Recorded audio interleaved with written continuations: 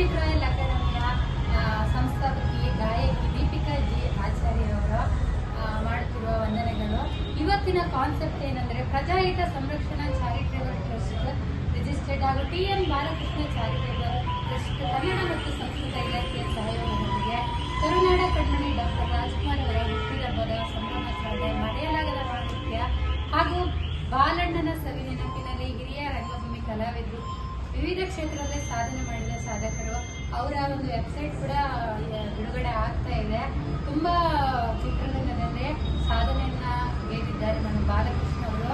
ಇನ್ನೊಂದು ಏನಂದ್ರೆ ಡಾಕ್ಟರ್ ರಾಜ್ಕುಮಾರ್ ಅವ್ರ ಬಗ್ಗೆ ಹೇಳ್ಬೇಕಂದ್ರೆ ಅವರ ಒಂದು ಕನ್ನಡಕ್ಕೆ ಕೊಟ್ಟಿರುವ ಒಂದು ಕೊಡುಗೆ ಏನಂದ್ರೆ ಎಲ್ಲರೂ ನಮ್ಮ ಒಂದು ಜೀವನದಲ್ಲಿ ಅಳವಡಿಸ್ಕೊಳ್ಬೇಕು, ಅಷ್ಟು ಒಳ್ಳೆಯ ಒಂದು ಕೊಡುಗೆಯನ್ನು ಕೊಟ್ಟಿದ್ದಾರೆ.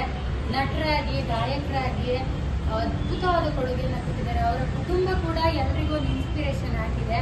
ಅವರ ಒಂದು ಸವಿ ನೆನಪಿಗಾಗಿ ಕಾರ್ಯಕ್ರಮವನ್ನ ಮಾಡ್ತಾ ಇದ್ದಾರೆ. ನಮ್ಮ ಎಲ್ ಮಂಜುನಾಥ್ ಅವರು ಶಕ್ತಿ ಚಾನೆಲ್ನ ಸಂಸ್ಥಾಪಕರು, ಹಾಗೆ ಟುಡೇ ಕನ್ನಡ ಚಾನೆಲ್ ಸಂಸ್ಥಾಪಕರು ನಮ್ಮ ಚಂದ್ರು ಅವರು ಕೂಡ ಒಟ್ಟಿಗೆ ಸಹಯೋಗದಿಂದ ಕಾರ್ಯಕ್ರಮವನ್ನ ಮಾಡ್ತಾ ಇದ್ದಾರೆ. ರವೀಂದ್ರ ಕಲಾಕ್ಷೇತ್ರದಲ್ಲಿ ಹಾಗೆ ವಿವಿಧ ವೃತ್ತಿಯಲ್ಲಿ ಸಾಧನೆಗೈದಂತ ಕಲಾವಿದರಿಗೆ ಸಾಧಕ ಪ್ರಶಸ್ತಿಯನ್ನ ಕೊಡ್ತಾ ಇದ್ದಾರೆ, ರತ್ನಶ್ರೀ ಪ್ರಶಸ್ತಿ. ಇದೊಂದು ಒಳ್ಳೆಯ ಕಾನ್ಸೆಪ್ಟ್. ಸಾಧಕರಿಗೆ ತುಂಬಾ ಹಾರ್ಡ್ ವರ್ಕ್ ಮಾಡಿರ್ತಾರೆ, ಅವರಿಗೊಂದು ಏನು ಸಿಗಲ್ಲ, ಒಂದು ಸಪೋರ್ಟ್ ಅಂತ ಸಿಗಲ್ಲ.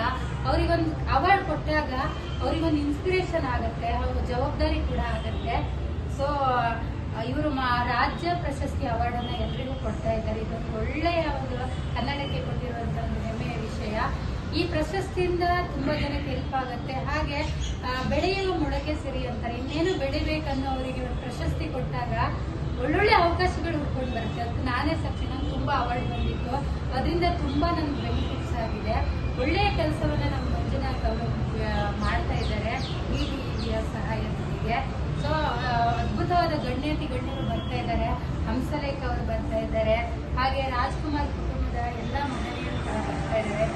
ಡಿ.ಕೆ. ಶಿವಕುಮಾರ್ ಅವರು ಕೂಡ ಬರ್ತಾ ಇದ್ದಾರೆ, ಹಾಗೆ ಸ್ವಾಮೀಜಿಗಳು ಕೂಡ ಬರ್ತಾ ಇದ್ದಾರೆ. ಇವರೆಲ್ಲ ಸಹಯೋಗದೊಂದಿಗೆ ಕಾರ್ಯಕ್ರಮವನ್ನು ನಡೆಸಿಕೊಡ್ತಾ ಇದ್ದಾರೆ. ತಾವೆಲ್ಲರೂ ಹೆಚ್ಚಿನ ಸಂಖ್ಯೆಯಲ್ಲಿ ಬಂದೆ. ರವೀಂದ್ರ ಕಲಾಕ್ಷೇತ್ರದಲ್ಲಿ ಕಾರ್ಯಕ್ರಮ ನಡೀತಾ ಇದೆ. ನನಗೂ ಕೂಡ ಒಂದು ಅವಾರ್ಡ್ ಕೊಡ್ತಾ ಇದ್ದಾರೆ, ರತ್ನಶ್ರೀ ಅವಾರ್ಡ್ ಅಂತ, ಹಂಸಲೇಖ ಅವರ ಹಸ್ತದಿಂದ. ತುಂಬಾ ಒಂದು ನಾವು ಹಂಸಲೇಖ ಅಂತ ಹೇಳಿದಾಗ ಒಂದು ಕ್ರಿಯೇಟಿವ್ ಮಾಡ್ತಾರೆ, ಒಂದು ಲವ್ ಅನ್ನೋ ಒಂದು ಕ್ರಿಯೇಟಿವ್ ಮಾಡಿದಂತ ಒಂದು ಹಂಸಲೇಖ ಸರ್ ಕೈಯಿಂದ ತಗೊಳ್ತಂದ್ರೆ ಚಿಕ್ಕ ವಿಷಯ ಅಲ್ಲ, ನಾದ ಬ್ರಹ್ಮ ಅಂತಾನೆ ಅವ್ರಿಗೆ ಒಂದು ಹೆಸರು ಕೊಟ್ಟಿದ್ದಾರೆ. ಅವ್ರನ್ನ ನಾವು ತೆರೆಯಲ್ಲಿ ನೋಡ್ತಾ ಇದೀವಿ, ಅಂದ್ರೆ ಟಿವಿಯಲ್ಲಿ ನೋಡ್ತಾ ಇದೀವಿ.